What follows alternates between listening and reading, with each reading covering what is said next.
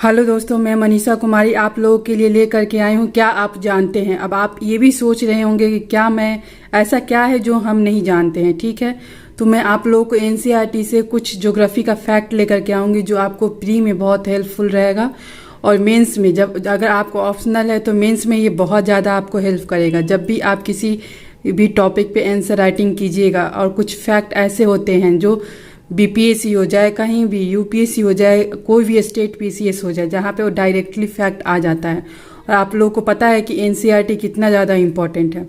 तो इसीलिए मैंने सोचा है कि ये जो क्या आप जानते हैं का एक सीरीज लेकर के आई हूँ। इसमें मैं आपको एनसीईआरटी का मैक्सिमम टर्मिनोलॉजी जो शब्दावली है वो मैं आपको क्लियर करवाऊंगी और कुछ टॉपिक्स है जिसको मैं बहुत छोटे छोटे शब्दों में, बहुत छोटे छोटे, बहुत इजी वे में आपको मैं समझाने की कोशिश करूंगी। ठीक है, तो आपको अगर ये सेशन अच्छा लगता है तो लाइक कीजिएगा, सब्सक्राइब कीजिएगा और शेयर कीजिएगा।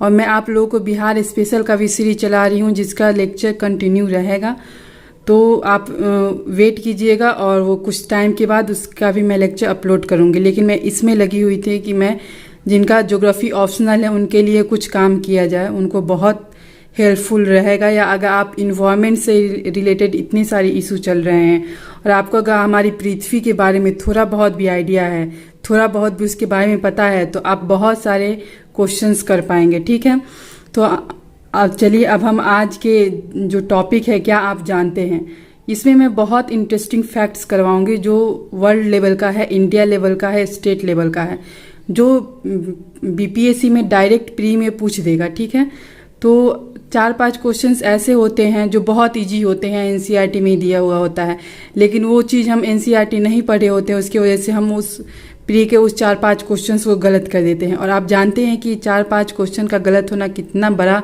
मतलब ड्रॉबैक है, यानी कि प्री होते होते रह जाना। जिन बच्चों का प्री में अच्छा खासा मार्क्स आ रहा है और जो चाहते हैं कि 10-15 नंबर और अपना इम्प्रूव कर लें, तो वो इस सीरीज को ज़रूर देखें। ठीक है, तो चलिए, क्या आप लोगों को पता है कि विश्व की सबसे गहरी खान दक्षिण अफ्रीका में स्थित है?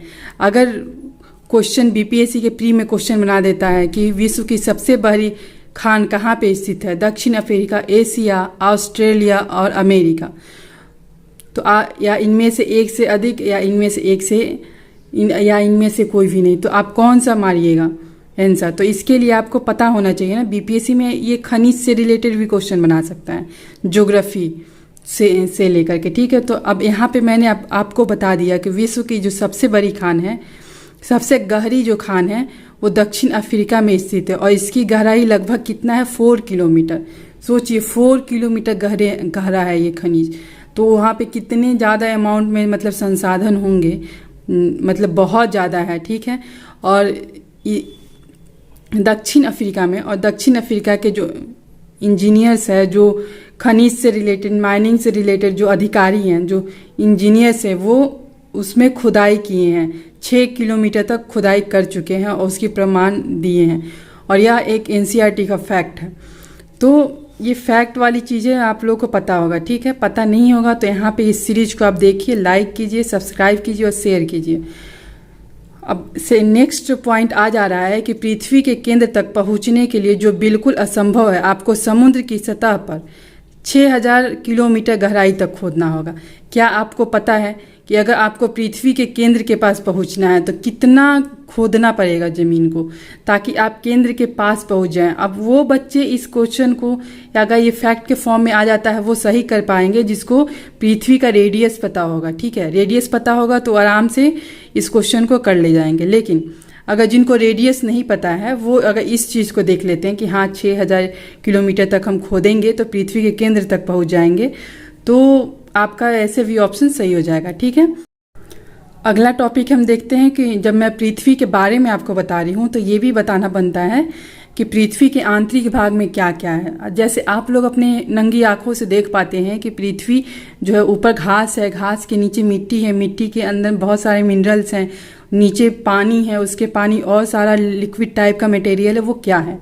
ठीक है, तो ये जब छोटे छोटे से टर्म्स है ना, जब आप ज्योग्राफी पढ़ने जाइएगा तो जो ज्योग्राफिकल वर्ड होता है ना, वो थोड़ा सा मतलब डिफ़िकल्ट होता है। जिनको बिल्कुल ज्योग्राफी नहीं आता है उनके लिए ये सेशन है। ठीक है, जो जिनको लगता है कि हाँ ज्योग्राफी मुझे इंटरेस्टिंग लगता है, हाँ, तो आप ये जो टर्मिनोलॉजी है छोटे छोटे, इनको आप देखिए। डेली मैं इसका लेके आऊँगी 15 से 20 मिनट का ये लेक्चर होगा, जिसमें मैं आपको छोटी छोटी सी चीज़ें बताऊँगी जो काफ़ी हेल्पफुल रहेगा।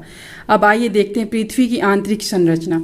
तो पृथ्वी की आंतरिक संरचना को हम मेनली 3 भागों में बांटे हैं। जैसे कि ये देख रहे हैं आप, पृथ्वी है, ठीक है।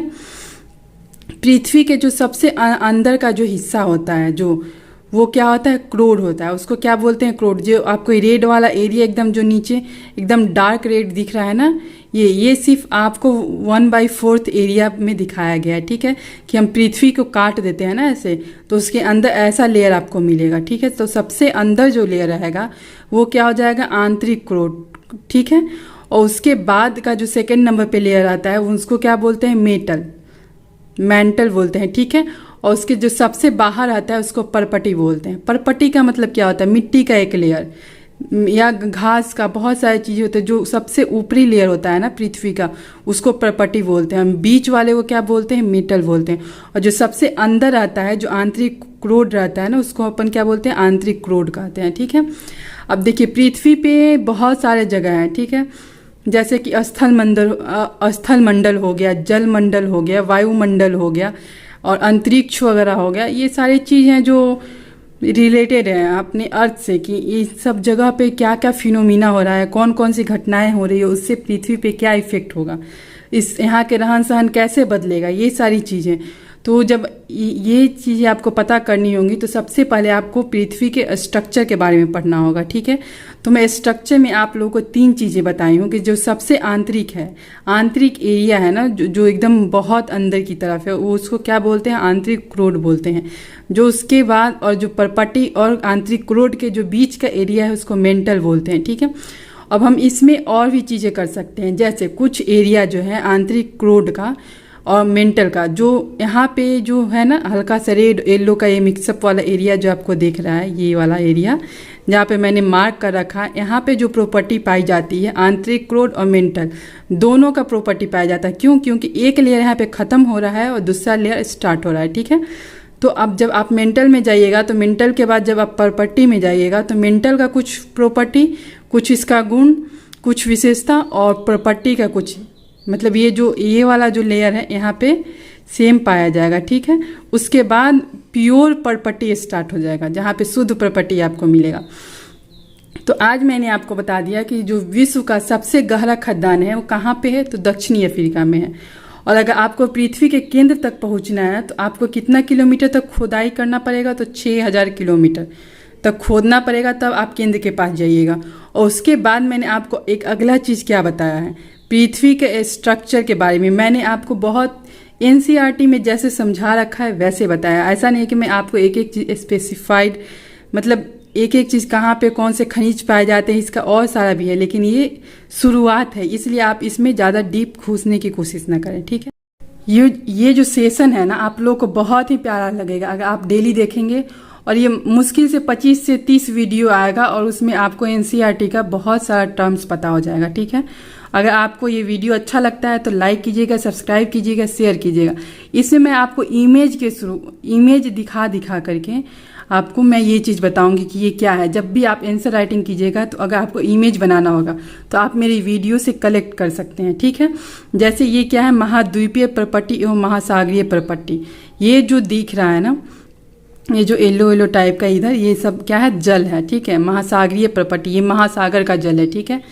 प्रॉपर्टी मतलब ऊपर वाला जो ब्लू वाला एरिया है ये महासागर का जल है। इसके नीचे क्या है, जैसे हम लोग का पृथ्वी है और जिधर स्थल एरिया है उधर धूल, मिट्टी, कण, कंकर, पत्थर, ये सारी चीज़ें हैं, चट्टाने हैं, ठीक है।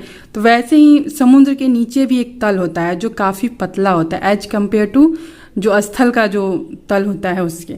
तो आप समुद्र में काफ़ी गहराई पे जाइएगा तो नीचे आपको क्या मिलेगा, एक महासागरीय प्रॉपर्टी मिलेगा। आप ये इमेज में आप देख रहे हैं। एनसीईआरटी की खूबसूरती यही है कि ये एक एक चीज़ को इतनी अच्छे से दिखा रखा है कि आप आराम से समझ जाइएगा। और जब आप स्थल पे आते हैं तो जिसको महाद्वीप बोलते हैं, महाद्वीपीय प्रॉपर्टी, तो महाद्वीप पे जब आते हैं तो आपको क्या दिखता है, घास के मैदान दिखेंगे, पहाड़ दिखेगा, पठार दिखेगा, बहुत सारा चीज़ें दिखेगा। अब मैं आपको अगले सेशन में लेकर के आऊँगी कि जो सेल है, सेल क्या है, कितने प्रकार का होता है। आपने सुन रखा होगा कि ज्वालामुखी कैसे आती है, ठीक है, और जो वहाँ से जो मैग्मा निकलता है कैसे निकलता है, वो क्यों निकलता है, और उससे किस प्रकार का जो घटनाएं होती हैं पृथ्वी के लिए, वो अच्छा है या बुरा है, हमारे इकोनॉमी के लिए, हमारे ज्योग्राफी के लिए, हमारी जलवायु के लिए, इन सब चीज़ों के लिए, इन सब पे क्या इफेक्ट होता है, ये सारी चीज़ें मैं बताऊंगी डायग्राम्स दिखा के। तो आई होप आप लोगों को मेरा ये सेशन अगर अच्छा लगता है तो इसको लाइक कीजिएगा, सब्सक्राइब कीजिएगा और शेयर